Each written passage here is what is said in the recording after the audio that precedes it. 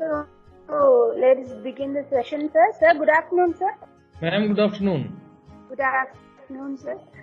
And welcome all the participants. Now I welcome Mr. Moses, sir, to present the welcome address for the session. Thank you.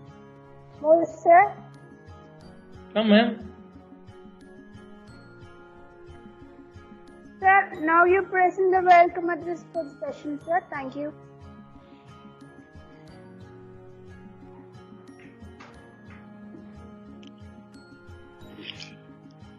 Moses, you need to unmute your mic.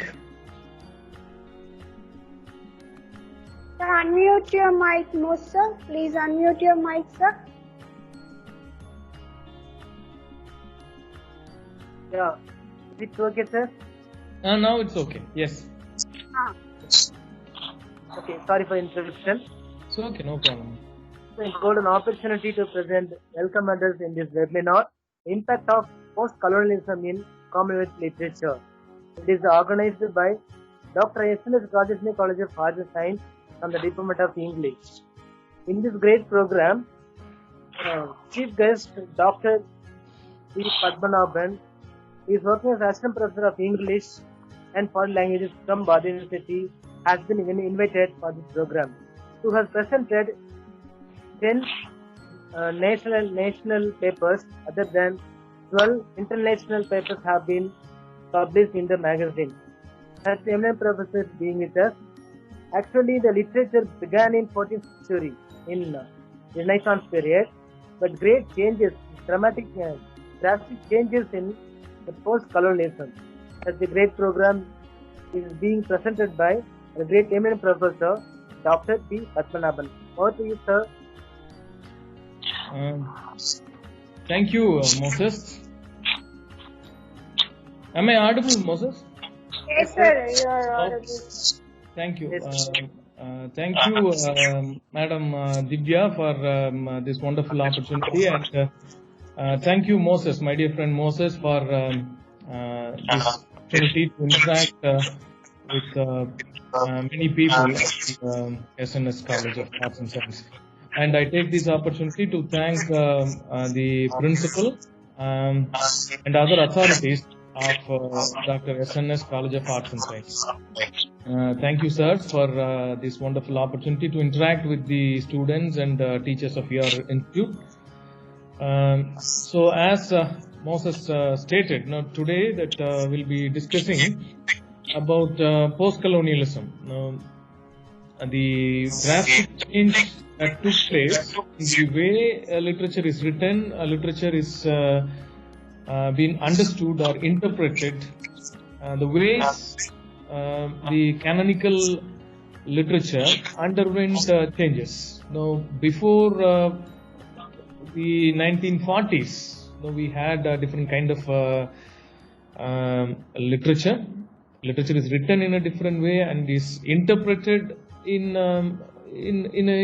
quite different ways. It is previously people had only few kinds of methods. Literature is either is a mode of preaching, or it is considered as a mode of giving pleasure.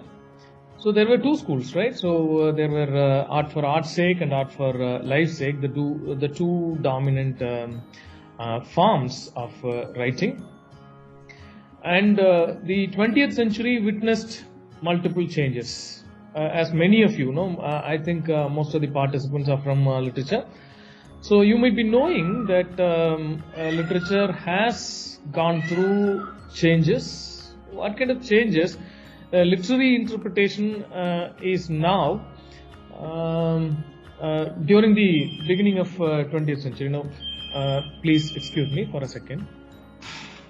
Ma'am?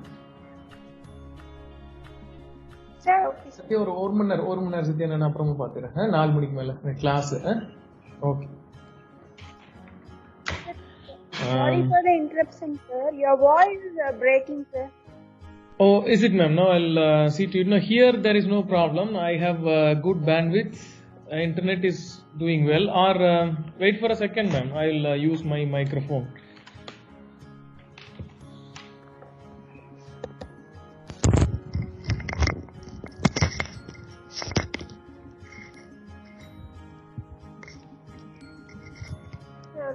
Sorry for the interruption, sir. Your voice is breaking. Ma'am, how about now? Hello, Is it okay sir?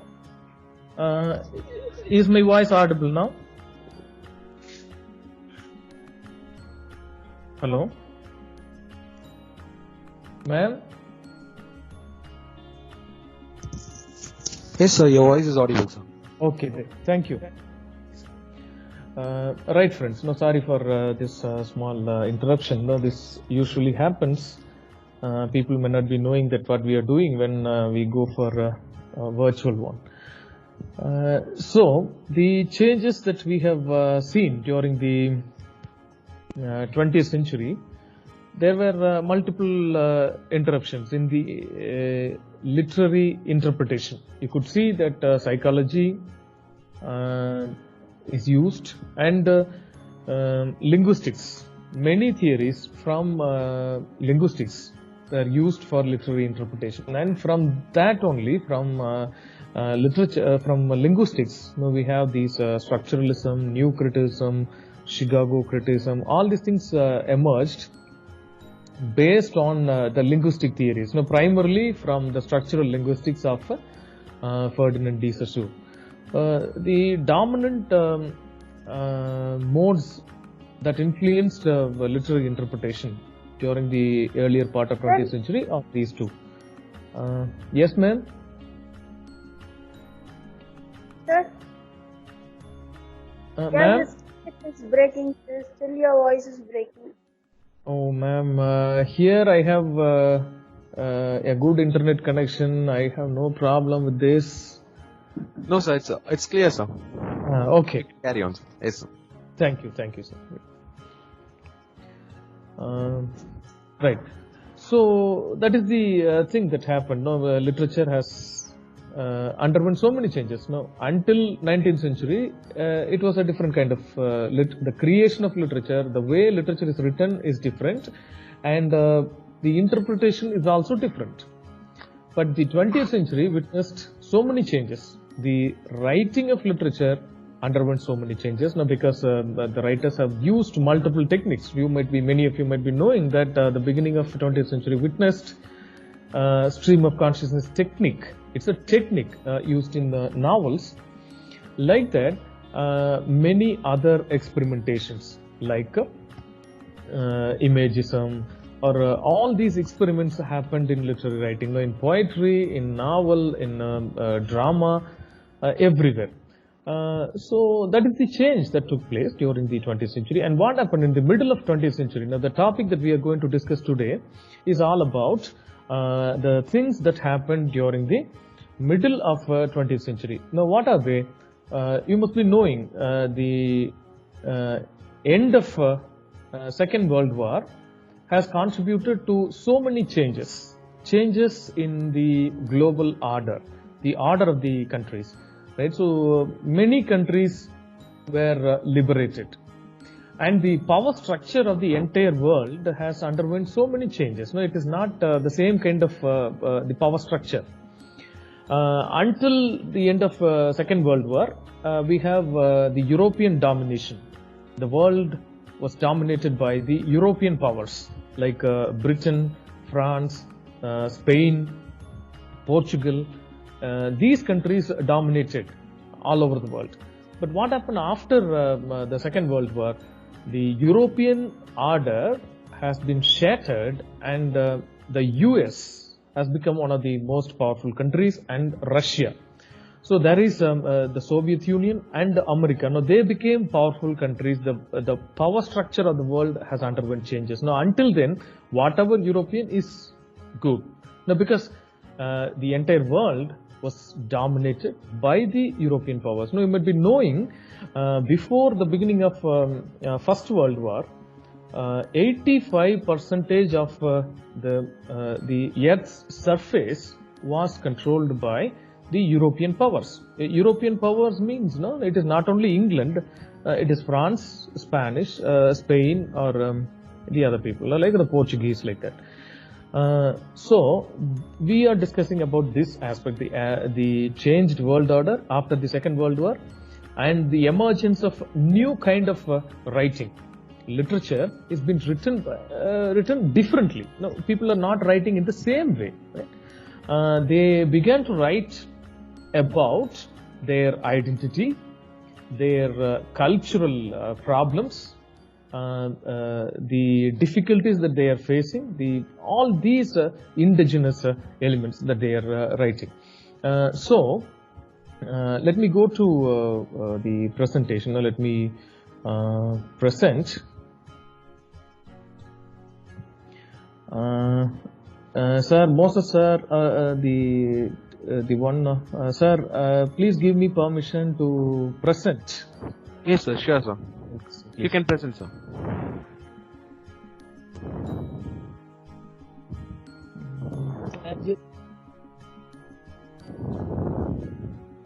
No, sir. It still says only meeting. Yes, sir. Now, yes, sir. Thank you. Yes, sir.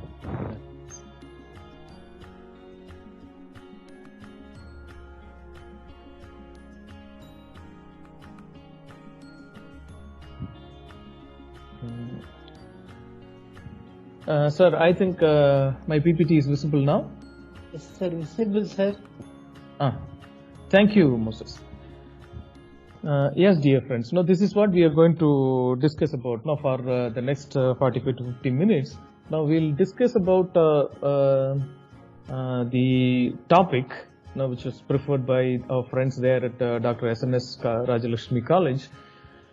We will be discussing about the impact of post-colonialism and the impact of post-colonialism on Commonwealth literature. Now, many of you might be thinking this is such an interesting and wonderful topic because both elements happened during the same time. Now, post-colonialism and Commonwealth literature. Now, both are phenomena that emerged during the same period. It is after the end of Second World War and after the end of colonial rule. So let us first see what is difference. What is the difference between post-colonial literature and Commonwealth literature? Now, there are still some people may believe both are same. It is not so. We have to make a distinction between Commonwealth literature and post-colonial literature. Right. Let me go to that aspect. Let us first see now how post-colonialism and Commonwealth literature are different. In the first phase, now we'll have to understand Commonwealth literature is pertaining to the group of countries that were liberated from the colonial rule of Britain.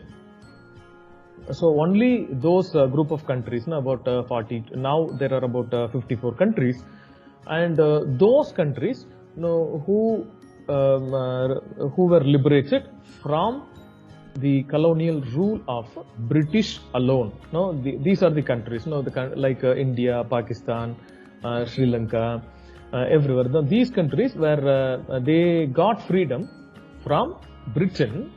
After the Second World War, the British government wanted to give freedom to the colonies, and so these countries were liberated. There were a few countries like India and other places. We were fighting for our freedom, and still there were few countries which did not ask for freedom. Even when they were given freedom, they said no, don't give us freedom. At that time, they have created an organization, Commonwealth of Nations. That was established by the British, and all the colonial countries like India and other countries. They all came together and they established a group of countries that were known as Commonwealth countries. These countries are ruled by the British alone. But post-colonialism, when you say post-colonialism, it is not referring to Britain alone. Post-colonialism refers to all countries which were liberated from different colonies. It may be a country may be ruled by France, a country may be ruled by Spain, a country may be ruled by Portuguese, or it may be ruled by French. Post-colonial literature applies to all such things. A country that was ruled by another country and got liberated. But Commonwealth refers to a country that was ruled by Britain. That is the basic difference. So post-colonialism as a general term refers to all the countries. It refers to countries under colonial rule and got liberation. But Commonwealth means a country that was ruled by Britain and got liberation. But even within that, even within that Commonwealth literature, Commonwealth group, the colonial experience of settler colonies. Now, what are the settler colonies? See, for example, Australia and New Zealand. You could say they are not political colonies or imperialist colonies. No, they are settler colonies. Now, what is meant by settler colonies? White people from this place, from England and other places, they migrated and they settled in Australia and New Zealand and in Canada and other places. So they are known as settler colonies. They are not, and those people in Australia, New Zealand and other places, they don't have the same kind of experience, the colonial domination, the colonial rule, as experienced by people like us, experienced by people like Indians, Pakistanis, Sri Lankans, Nigerians and other people. So that is why we have two different terms. Post-colonialism means, or post-colonial theory means, or post-colonial is a thing that is applied in general to all those countries which were ruled by any colonizer. A colonizer is a European country which dominated or which ruled politically, religiously, by all means. They made their oppression. And they are post-colonial countries. And then Commonwealth means it is exactly only the British. So this is the first discrimination. Commonwealth refers to the British rule, the countries which are under British rule, and they, after getting freedom, they established a group called Commonwealth. And literature written in these countries is known as Commonwealth literature. And post-colonialism is a literature that is written by any colonized country. It may be written in any colonized country. It may be colonized by any person. It may be any. It may be a French colony. It may be a Portuguese colony, or it may be a Spanish colony. So that, like that, it is for post-colonial literature.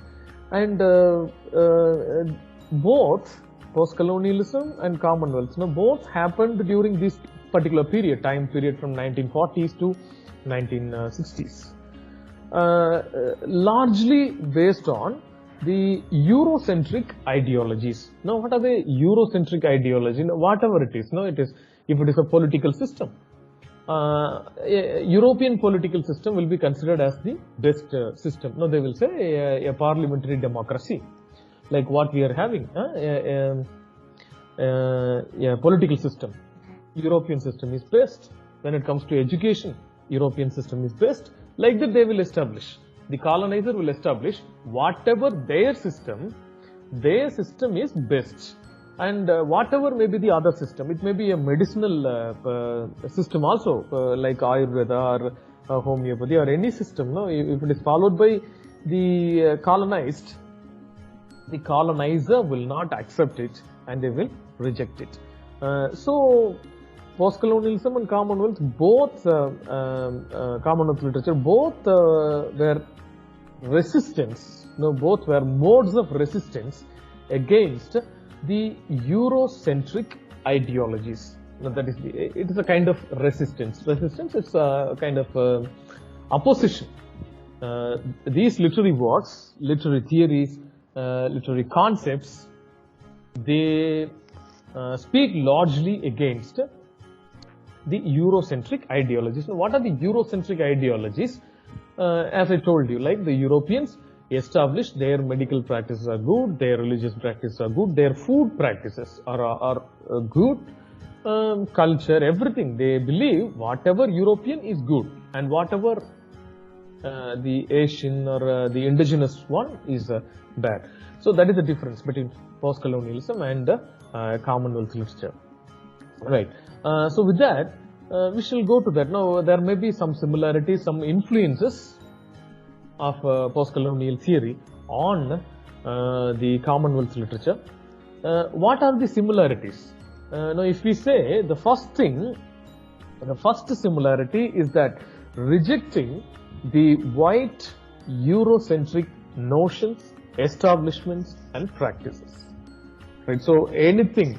So that was the concept previously. What is it? When a colonizer is ruling, then he will try to establish that their modes of teaching, education, their modes of religion, their education, their religion, their legal system, their education, everything is good. No, like that only they will establish. But the Commonwealth literature, the writers of Commonwealth literature, you may be knowing almost all the writers like Chinua Achebe, Thiago, or Derek Walcott, everyone. Now, what is that they reject? Now, they reject the notions, the Eurocentric notions, establishments. So, it may be a mode of establishment or the practices. No, it is cultural practices, religious practices, or even anything. No, their marital or religious practices. They think that their religious practices are good. Their cultural practices, the way of their marriage. So these Europeans will believe that their modes of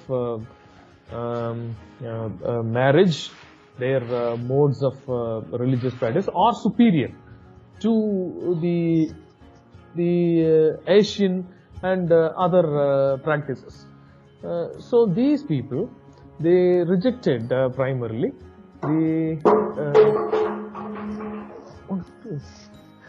rejected the white Eurocentric notions. Now everything that is based on the European concept.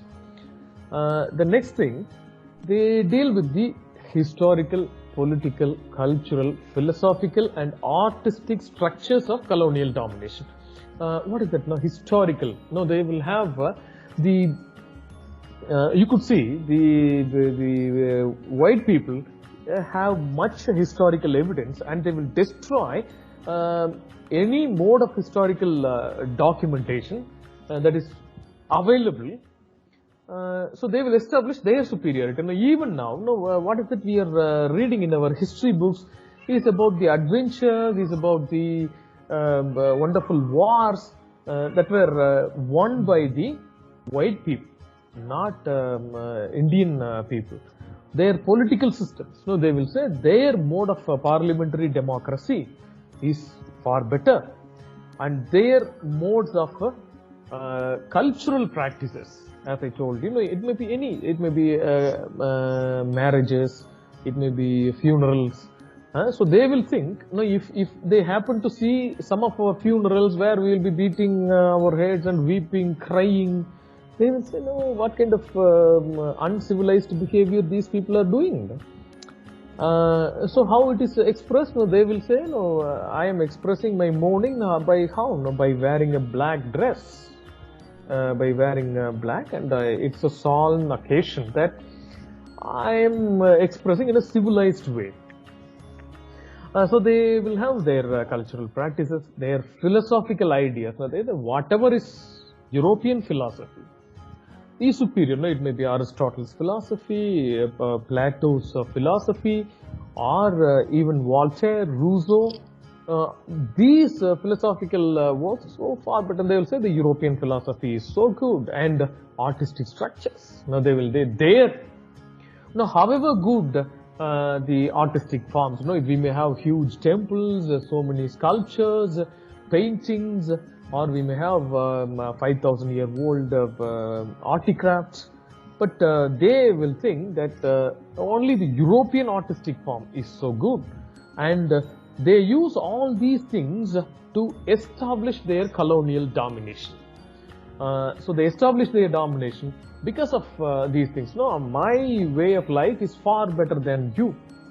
And so here these post-colonial writers and the Commonwealth writers, they reject this kind of attitude, and they resist this kind of mode. They say, my way of life is also good. I have a culture I have a culture which is 5,000 years old. I have a language which is thousands of years old, and I have food habits that are suitable to this particular land and to the work that I am doing. So until then, until they got freedom, there was no such kind of work. But after the colonial rule is over, many people wrote about the evils of colonization. What are the evils? The trauma, the problems that are caused by colonization. Before that, what the colonizer has done, the colonizer made the people to think that it is only because of the white people, the colonized Indians or Asians are living good. Once the colonizer goes out from the country, then they will face all kind of troubles, problems. So that is what they established until colonization happened. So even now you could see, now why should we go to 1950s? Even now, if you happen to read a news like that, now if on some day, if you happen to read a news that ISRO has launched a satellite, I am giving you a classic example. You can very well verify, if some rocket is launched. This is the context. You can read it in our newspaper that a rocket is launched, a satellite is launched, and this will be used for telecast or internet or like that. We will have a news. But if you read the same news in a newspaper that is published from England or America, they will give the news. Even for example, I will give you the news of Mangalyaan. Mangalyaan is there, right? So you can, even now you can search. Now after this lecture, you go to Google, type it now, Mangalyaan, launch of Mangalyaan, successful launch of Mangalyaan, like that you type it, and read the news. All the technical details, everything will be provided, and the last paragraph will be a unique one. Now that is how the colonial domination still exists. The European or an American will be writing for the same news. It will be like this. I will give you an example. However, some people criticize that for a country like India, why should they invest so much of money for space program, for launching rockets? So it is their perspective. They say no, even India, whatever they may have, they should not go for, they should not spend money for scientific advancement on par with, equal with the European powers. No, they were not able to accept. There, they point out, though technologically they are equal, sometimes they are more equal. India is equal or more equal than the Europeans, but economically still they have poor people. That is not, they still no, even in 2020 they are doing the same thing. No, they don't accept us as equal. No, though we have lofty achievements more than them. Okay, so they use all these things for cultural domination, colonial domination and resistance, and now resisting the colonizers' designs to establish a cultural superiority, right? Now this is how the colonizer establishes his authority by military might, by economic prowess, technological prowess, economic strength. They have so much of money, they have very good technology. Whether they establish, once they establish their power, they continue to strengthen their power. How do? They establish a cultural superiority. Cultural superiority means, no, they will make us, make the colonized people to believe that my culture is better than yours. And what is that they used to say when they colonized the entire world? What is that they said? They have called it as not colonizing missions. They called it as civilizing missions. What are they civilizing missions? You see, they think that people in Africa, people in Asia are all uncivilized people. No, we are the uncivilized people. And what is that we are doing? We are civilizing them. That is what they give. That is the explanation that they give for colonizing India, colonizing Burma and other places, colonizing the Africa. That is what they said. No, we are civilizing. Now this you could very well read in Joseph Conrad's Heart of Darkness. Though Joseph Conrad proclaims that he is an anti-imperialist, he is an advocate against colonization. Yes, there are. No, he believes that he is an anti-imperialist. But Chinua Achebe finds Joseph Conrad as a racist. Now, why? Because Chinua Achebe says that Joseph Conrad, though he proclaims himself to be an anti-imperialist, one who is against colonizing, but he has portrayed the black people, the Negroes, the Africans as savages. Now, that is how he represented these people in his work.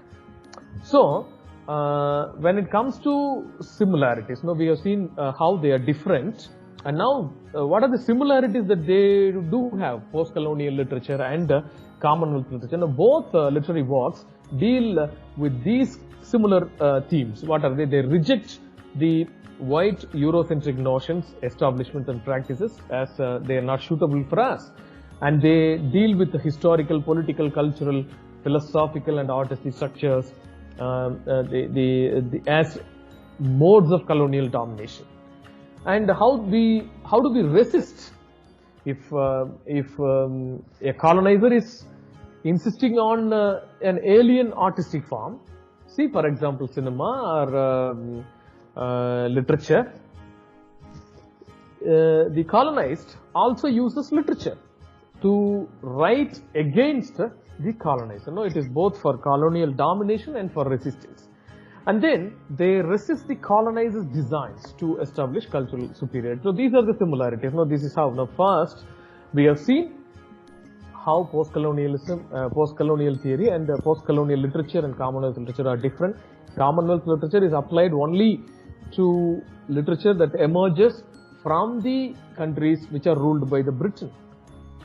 Post-colonial is a general term that refers to all the countries which were ruled by any colonial power, any country. It may be Britain, France and other things. No? And when it comes to similarities, so these are the things. So, and the next thing we shall see what are the most important post-colonial thinkers and their works. See, some of the post-colonial thinkers, it all starts from Frantz Fanon, one of the most important person. His important works are Wretched of the Earth and Black Skin, White Masks. And the next one is Aim Cicero. Now, his work, Discourse on Colonialism, so they were the works that began the post-colonial mode of criticism. Frantz Fanon and Aim Cicero, Discourse on Colonization. And the most seminal text, when we say post-colonialism, immediately it is associated with this particular work, the work that is written by Edward Said, Orientalism. And the other important work, the post-colonial thinker, is Thiong'o. Ngugi wa Thiong'o, his seminal text, Decolonizing the Mind. So this is the significant one. And Homi Bhabha's The Location of Culture. Gayatri Chakravarti Spivak, though she doesn't accept to be, no, she don't accept. No, if we call her as post-colonial critic, she says, no, I'm not a post-colonial critic. I have multiple faces like that. Her work, in other words, essays in cultural politics, and other one, Kamau Brathwaite, Edward Kamau Brathwaite's The History of the Voice. See, the works that are mentioned here are the seminal texts that provide almost all the concepts that are associated with the post-colonialism. Let me introduce all these people. Frantz Fanon, Fanon's Wretched of the Earth and Black Skin, White Mask, both speak about creating a national identity and the role of violence in the nation building tasks. Now, what are they? The way violence is used. No, he was for that. Violence plays a major role in creating a national identity. Now, his focus is on violence and national identity. And what is the next one? You think of Aim Cizeri. Cizeri speaks about the usage of civilization. Now, how the colonizer uses civilization, or how he calls civilizing missions. No, they don't call it as colonial missions. No, actually these missions are colonial and commercial missions, right? But the Europeans, as I told you, better you can, many of you might have read that Heart of Darkness by Joseph Conrad. In that work also, you could see many of the Europeans stating that it is our responsibility to spread civilization. Now we have to civilize those people. Now, about whom they are speaking about? They are speaking about Africa. What is that they call about Africa? Is that they call it as dark continent.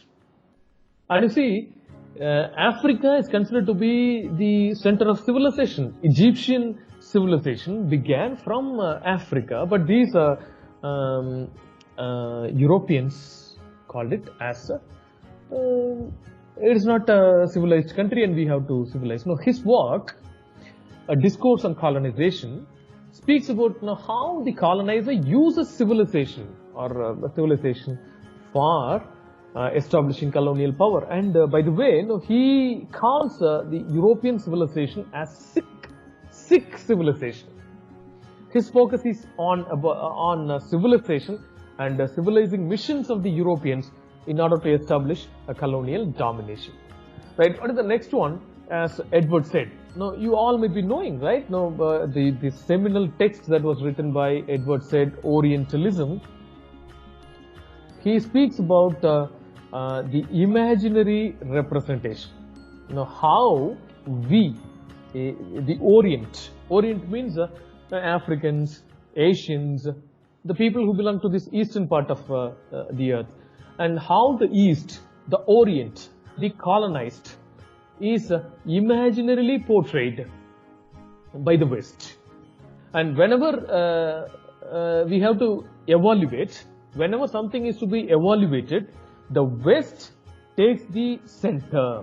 So how do they evaluate a thing? From their perspective, from the perspective of the male white European concept.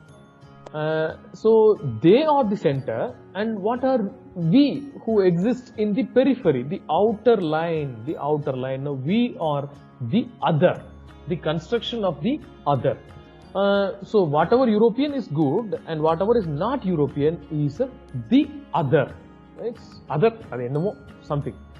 And then, so this is what he feels. Even in their literary works, in everything, in their literary works, how do they portray?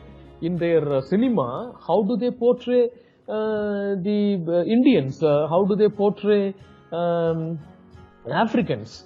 How do they portray? You could see that when they portray India, they immediately show all the slums.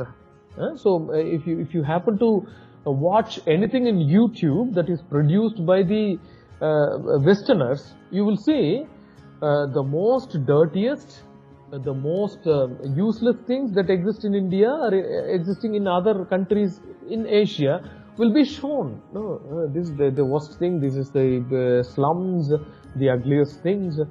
So they say the entire India is like this. They won't show the other sides. No, the technological developments, advancements. So the Europeans consider the colonized as the other. Whatever is created, they will say that they won't consider as superior. And the other one, Ngugi wa Thiong'o. Now, many of you might be knowing Thiong'o, his seminal text, Decolonizing the Mind. He gives importance to the role of language.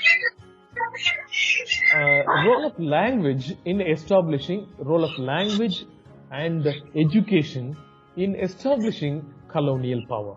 Now, how the colonizer establishes his control over the colonized is by introducing his literature, is by introducing his language. Language is not only a mode of representation, it is a mode of, it is a source of our thinking. So, Thiong'o was against, you might be knowing that he was against English departments. He doesn't want that English literature to be taught in Africa. No, he felt we need to talk our own, we need to teach our own literature, African literature, literature that is written in indigenous languages, not in English.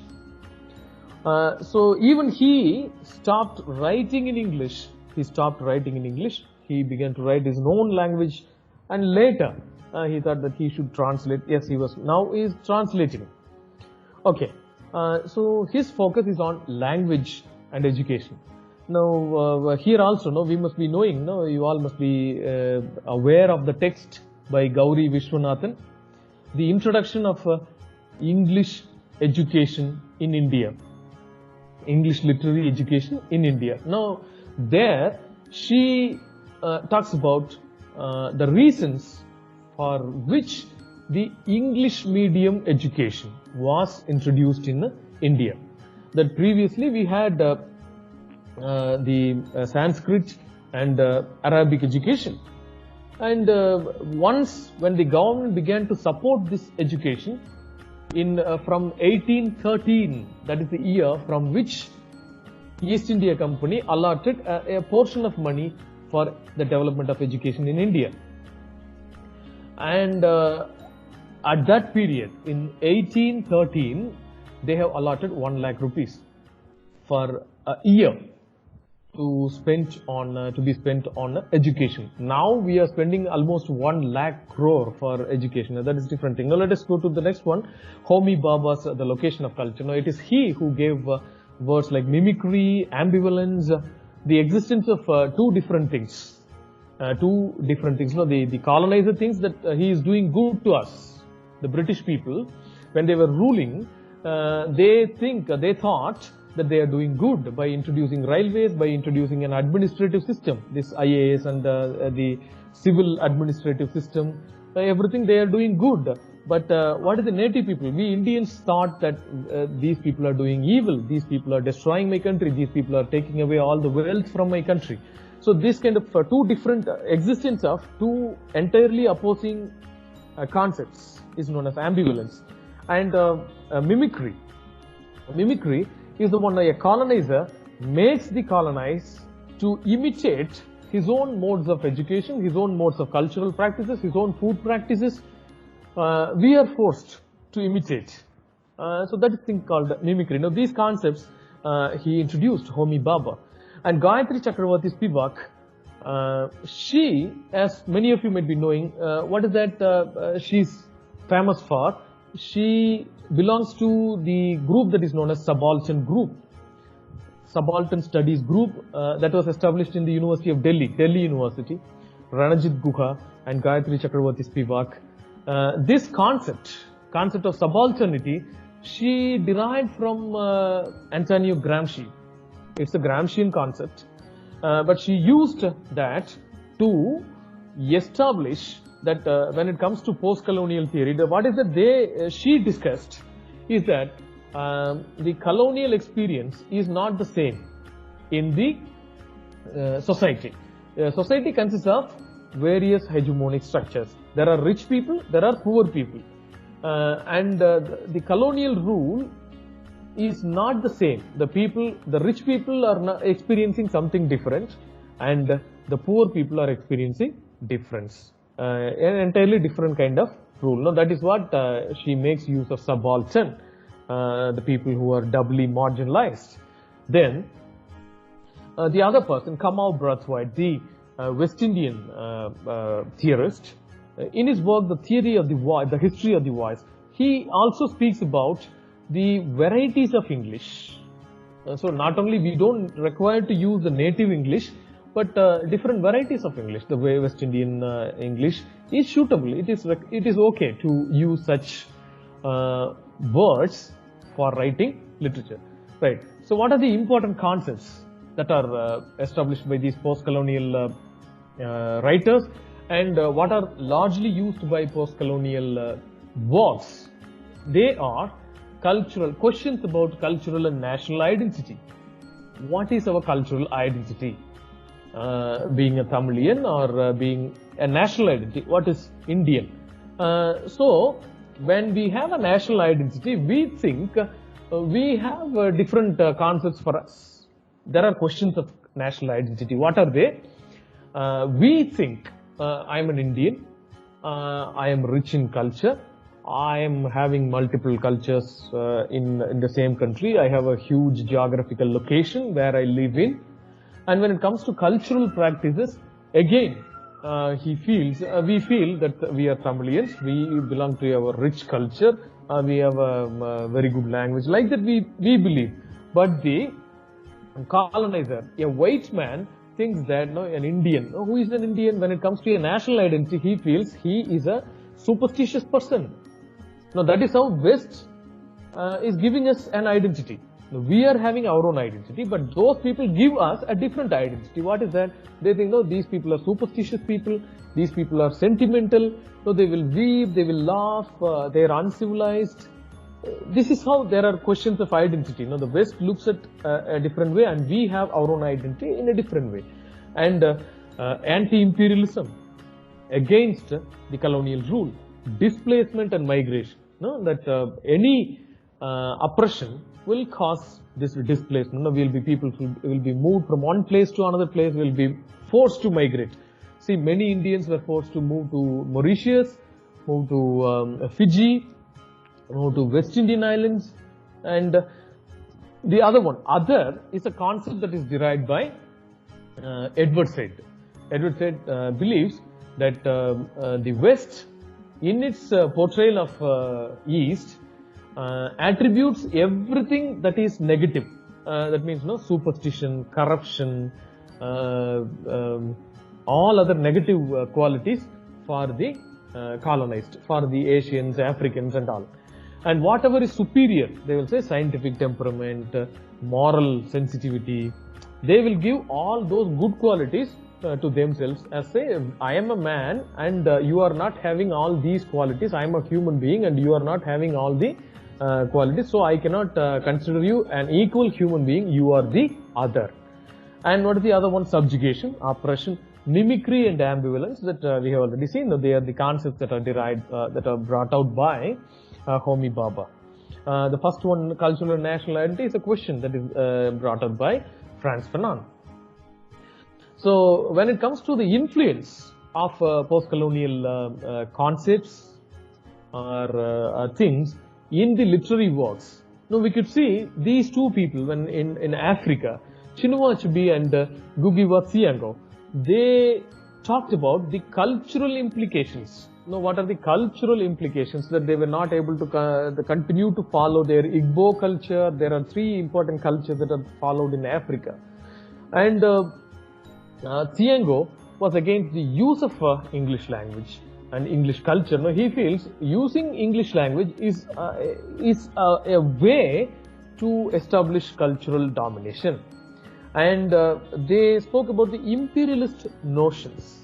How people are made to suffer by the colonizing powers. And then imposition of religious and economic policies. Now, these are the topics that Chinua Achebe and Ngugi wa Thiong'o talk about. And imposing educational systems, the way that educational systems are brought in, and the colonizers' language as a form of cultural domination. It was a view of Thiong'o, Ngugi wa Thiong'o. He feels that using colonizers' language, using English itself, is that no, we are yielding to the cultural domination of the colonizer. Right. So these are things, the primary things. That is how post-colonial theory influenced the writings of Chinua Achebe. As I told you, Joseph Conrad's writing, Heart of Darkness, was considered to be one of the prominent pieces of anti-imperialist writing. But Chinua Achebe finds it one of the racist novels, and he calls Joseph Conrad as a racist because he portrays the people, the colored people of Africa, as savages, ignorant, in the dark side, right? So these were the influences. Now, what kind of influences in things fall apart, A Man for the People, The Antilles of Savannah, everywhere we could see Chinua Achebe and Thiong'o speaking against the implications of colonization. When it comes to Indian writing, particularly Salman Rushdie and Arundhati Roy, we could see that Salman Rushdie, when he writes, he uses another important thing, a narrative technique that is unique for him. What is it known as? Magical realism. That's a mix of both factual happenings, historical happenings, and imaginary things. His work, that Midnight's Children, has all these elements. And Arundhati Roy, there are plenty of other people that we'll see to that later on. Here also, what is that they focus on? They focus on the cultural problems. Whether we should deviate from our established culture, or should we continue to follow our culture? There is a clash, a cultural clash, and the differences.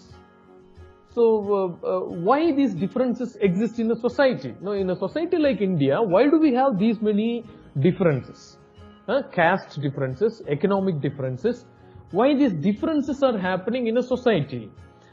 These writers, these Commonwealth writers, these post-colonial writers, they all believe creating differences among the masses is one of the colonial practices. What is a colonial practice? The colonizer divides the people for his convenience. Why is he dividing people?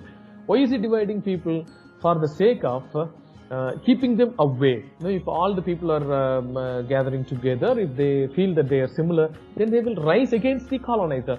So the colonizer, by different ways, creates differences among the masses. He will create, you are a different class, you are a rich man, you should not mingle with this fellow, you are a dominant person, you are from this caste, so you can enjoy some freedom, and you are not from that caste, so you should not enjoy this freedom. Like that, they create differences.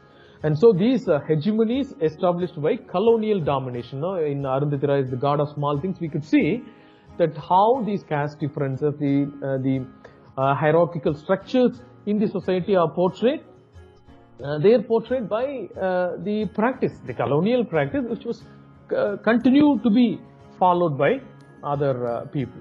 And so, in other parts of the world, maybe in the Caribbean, in the West Indies, and in South Africa, everywhere. So, Derek Walcott, James Coetzee, all these people, for the sake of taking from different places, I have chosen people. So, what is that they discuss? You could see it is the same thing. What is the same thing that always exists or persists in their writing is that cultural clash. They write about the cultural clash, the difference, the clash.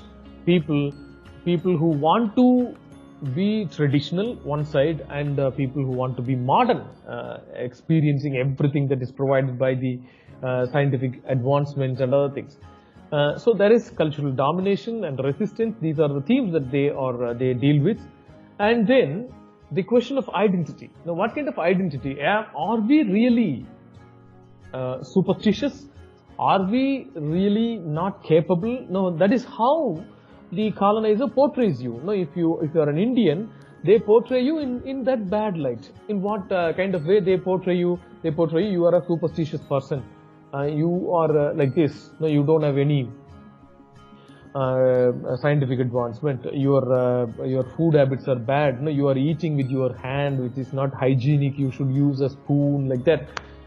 Everything they portray in that way. And if we believe, no, this is okay, I can eat from my hand, that's okay, this is one way. Or some people say, yes, no, what the white person is saying is good. Now, if we say some people are believing this and some people are believing that, no, there is a possibility of a cultural clash, right? So the other significant authors, we have missed some people from Australia and New Zealand. There are people who write about the Aboriginal experience in Australia, and in India. You could see Anita Desai or Kiran Desai or Mahashweta Devi. So when you read the works of Mahashweta Devi, the way the colonial experience is portrayed, it is not the same kind of colonial experience. The differences in the society, many of you might have read Mother 1084, a moving work written by her. It states about the difference, that how government forces will be identifying a person, and the belief system of the other. And then Arvind Adiga, many of you might be knowing, the White Tiger, which is addressed to the Chinese president about the inequalities that are prevalent.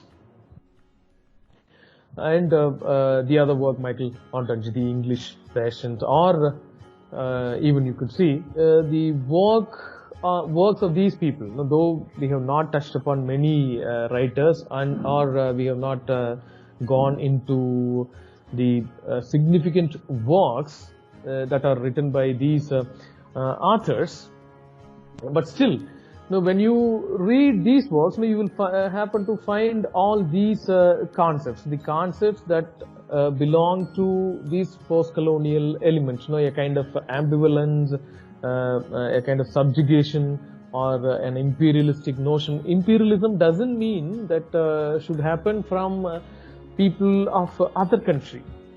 If I am not accepting a particular political ideology, you are trying to impose it on me, that is also a kind of imperialistic notion. And you could see, as I told you, this Mahashweta Devi's novel Mother of 1084 speaks about such disturbed periods of Indian history. The emergence of Naxalism, and the way it was dealt with by the government, and even you could see the writers like Temsula Av, Mamang Jai. So these people write about how the northeast region of India experienced different kind of things. It is all to be dealt with a long history of ethnic and cultural clashes. So they write about those elements.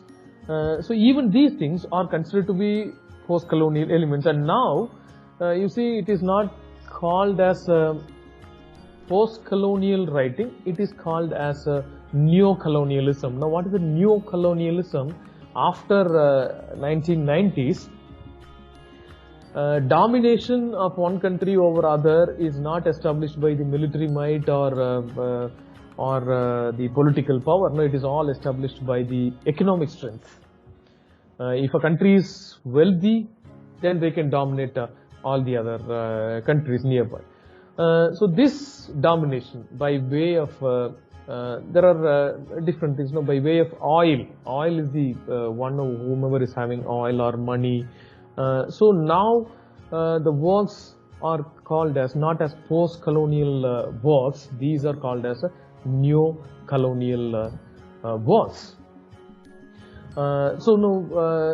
Especially these works of Aravind Adiga fall into that category of neo-colonialism, right? So, what is their themes? Their important concepts? Concepts are these things, about the identity clash, about the subjugation, about the ambivalence, about mimicry, right?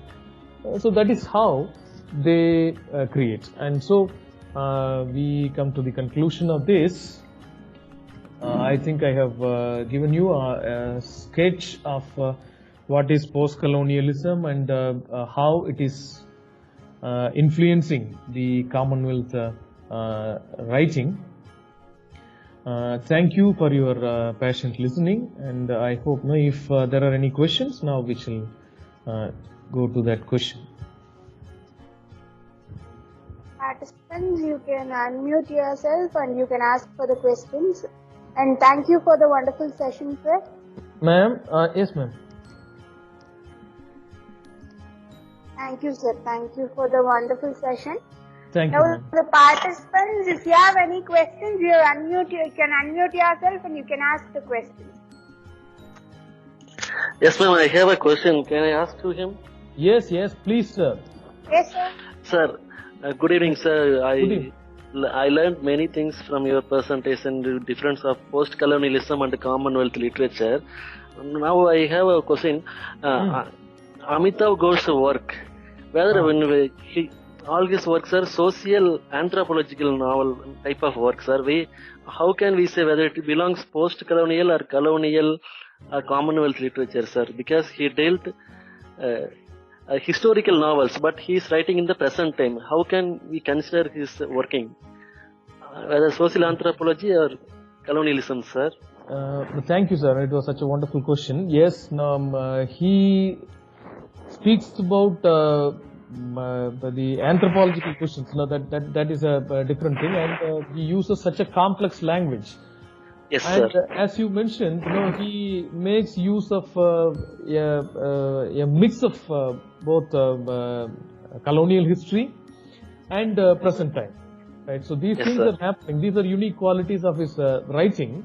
But when it comes to his particular writing, we can call him either a post-colonial writer or a Commonwealth writer. Now, as I told you, India is under both the categories. It is Commonwealth. Yes, sir.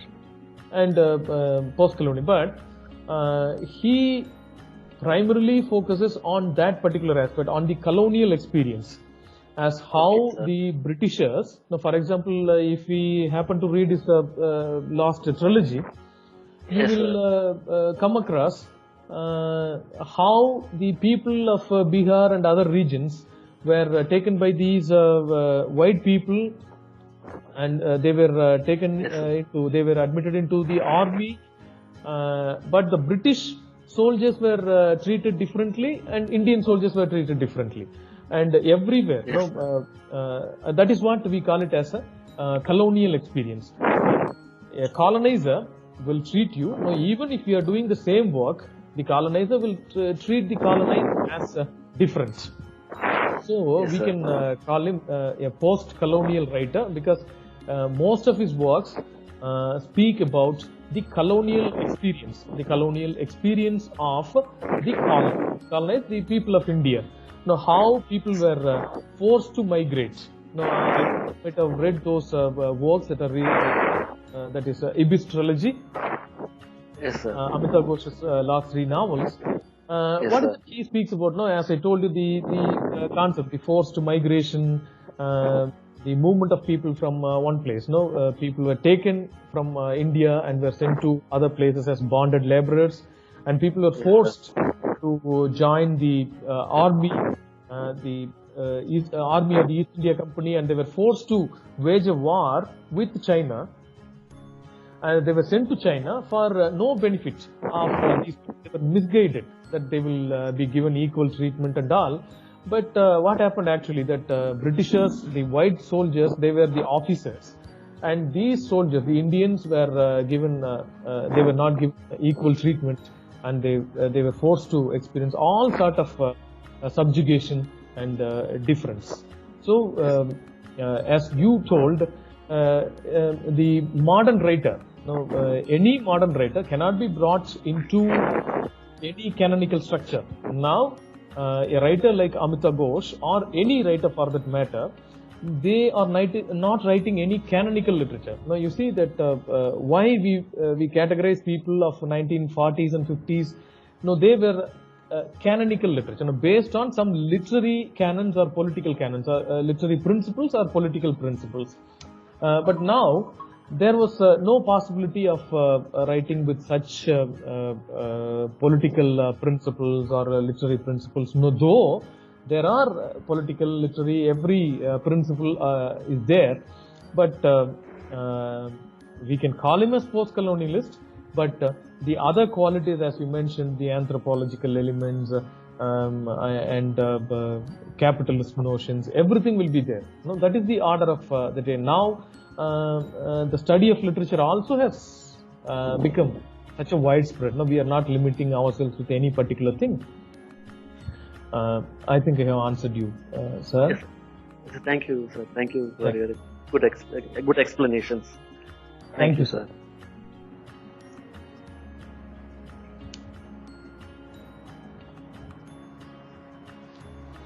Any other questions, participants? Yes, sir. Good evening, sir. Good evening, ma'am. Yes. Thank you, sir. It was a wonderful presentation. Thank you so much. Thank Sir, you. my question is, you discussed post-colonial concepts, and one of the concepts is based on displacement and migration, you said. Yes. Right? In other words, can this displacement and migration be taken as diasporic experiences? Yes, ma'am. It is the same. When they move into other places, they naturally become. We call it as a diasporic experience, because they were uprooted from their place. I have mentioned you, the Derek Walcott and even V.S. Naipaul and other people, even Kama Brathwaite. All these people talk about that thing. Post-colonialism is always associated with this cultural studies. As diasporic experience is largely discussed in cultural studies. It is also, yes, what you said is right thing. Yes, sir. Thank you, sir. Thank you so much, sir.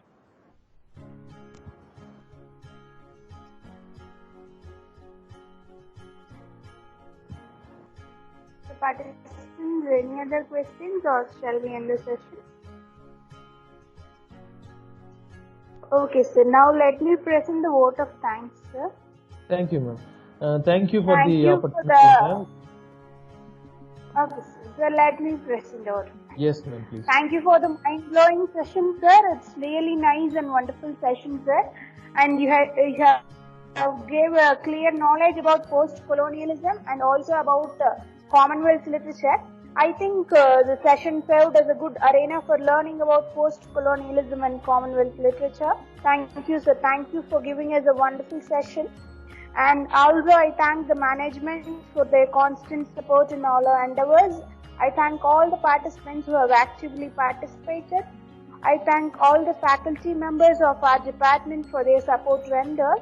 My special thanks to Mr. M. Badju, sir, the coordinator of the program. Thank you so much, sir. Thank you. Thank you, ma'am. Thank you Participants all over kindly there, right? note- All the faculty members, principal and management of your college. And thank you, Moses. And thank you, sir, the sir who gave this technical support. Thank you. Thank you.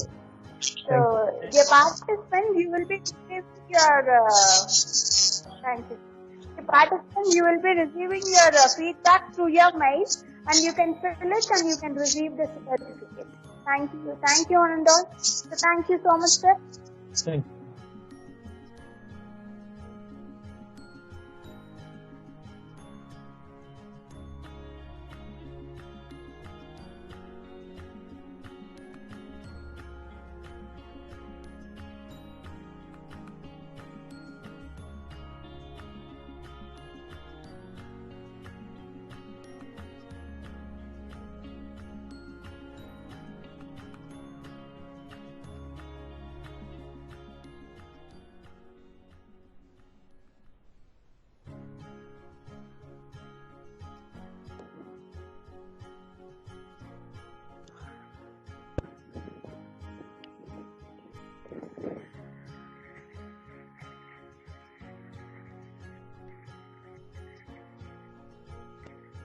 That's what it is.